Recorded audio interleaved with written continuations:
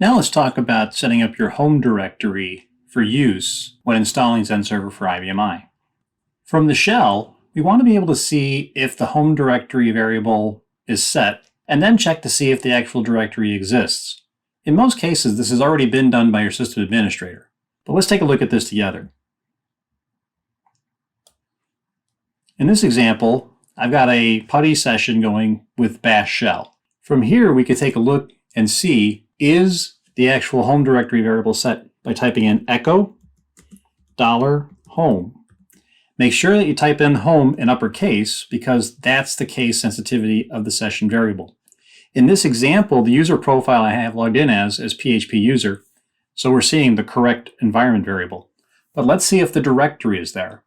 That's done by typing in ls space -al space $home.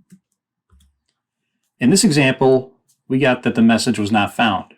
This can be easily fixed by creating the directory with a single instruction. mkdir for make directory, and then $home. Now, one of the advantages of using bash in this environment is that I can hit the up arrow and I can get to a previous command like this.